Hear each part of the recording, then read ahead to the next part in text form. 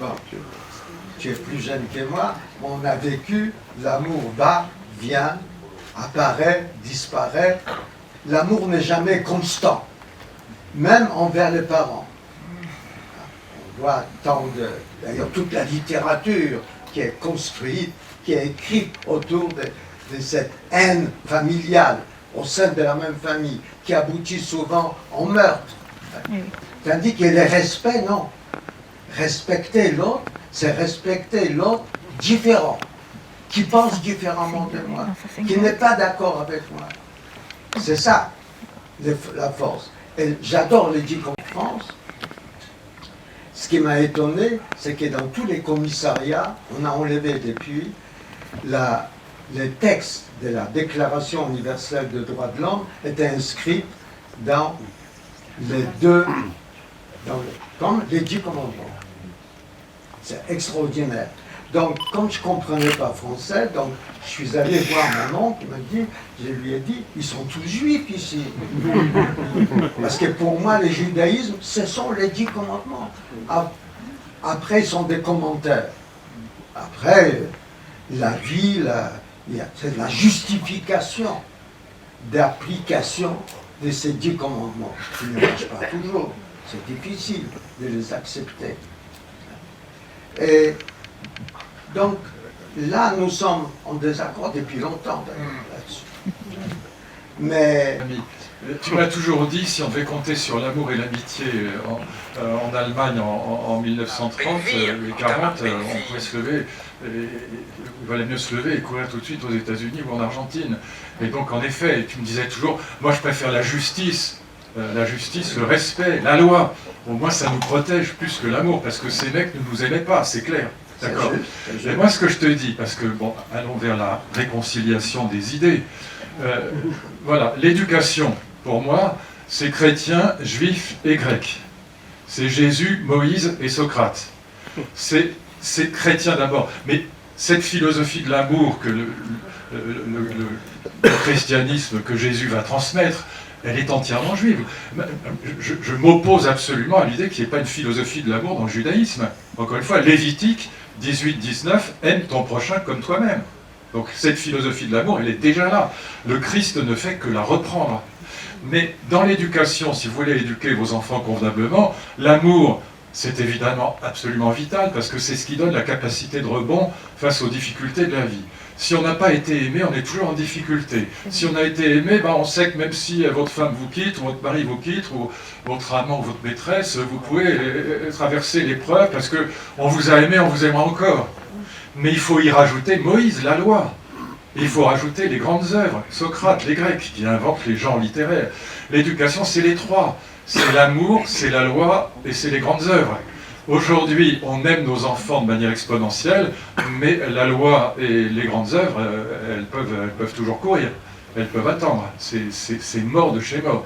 Et donc je pense que, voilà, là on pourrait se mettre d'accord, si tu veux, il faut les trois. Voilà. Mais je pense que la branche à laquelle on se rattrape... Alors, non, l'amour, tu as parlé de Clara, et tu en as parlé avec amour, il est toujours là. Je te rappelle que c'est la marraine d'une de mes filles, Clara. Voilà. Et donc, oui. Et donc, voilà, moi, je me suis marié 3 fois, mais j'aime toujours les femmes dont j'ai divorcé. Et je les aimerai toute ma vie. Et mes enfants, évidemment, ça disparaîtra jamais. Donc là, ce qui est pas stable, c'est l'amour-passion, évidemment. La passion amoureuse, elle est volatile, elle ne dure pas. Mais le vrai agapé, c'est immortel. Voilà, donc je pense qu'il faut les trois, tu vois. Il faut l'amour, la loi et les grandes œuvres. Mais moi, je suis d'accord avec toi. Et, évidemment, il y a des périodes dans lesquelles il vaut mieux compter sur la justice que sur l'amitié ou l'amour. Nous ne mettrons pas d'accord. Peut-être d'ici 10 ans, j'aurai 100 ans, on se mettra d'accord. Mais ce que tu as dit, tu as admis quand même, ce qui était très important, on a encore quand même 5 minutes, c'est ajouter l'amour, c'est bien, mais l'amour que toi tu ressens pour tes 3 femmes, moi pour 2, j'étais marié que 2 fois, je suis encore libre pour me marier. Pas bon espoir, oui. Voilà.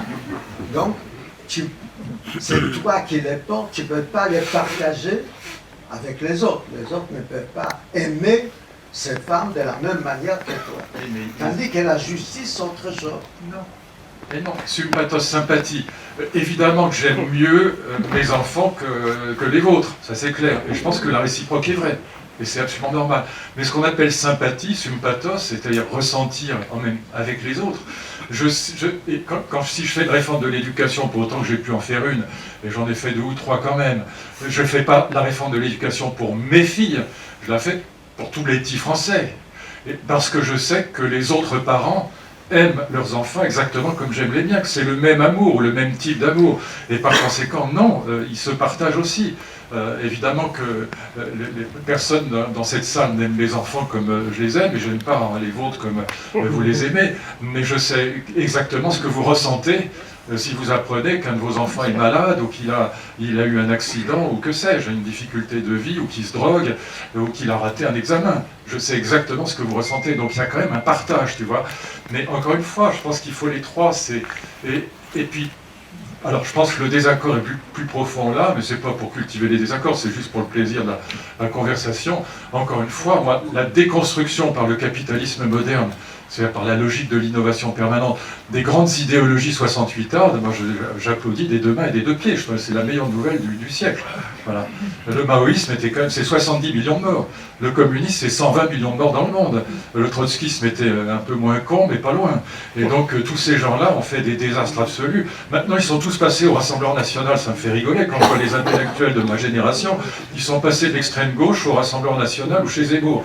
Voilà, bon, ça me fait rigoler, mais au fond, j'étais l'autre jour avec un de nos grands capitaines d'industrie, avec Bernard Arnault, qui rentrait à l'Académie des sciences morales et politiques.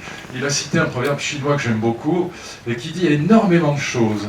Il dit voilà, il n'y a que les poissons morts qui sont toujours dans le sillage du ruisseau, ou de la rivière. Ben voilà, et donc moi j'ai passé ma vie à essayer de ne pas être toujours dans le sillage, et toi aussi. Ça, c'est notre point commun.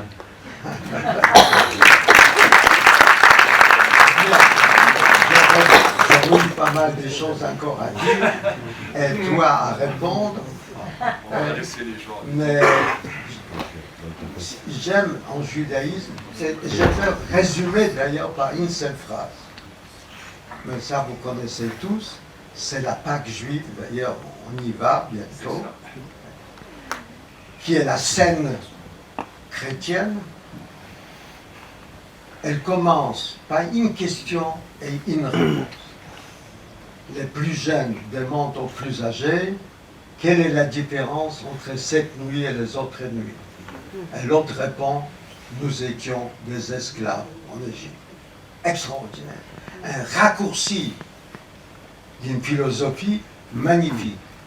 Tant qu'on se souviendra qu'on était des esclaves, on s'opposera à toute forme d'esclavage, intellectuel, physique ou autre. À partir du moment où on oubliera qu'on était des esclaves, on devient des esclaves de toutes les théologies, des idéologies et totalitarisme, etc. C'est magnifique. Alors bientôt Pâques, et dans 10 ans, un rendez-vous pour mes 100 ans, et tu viendras.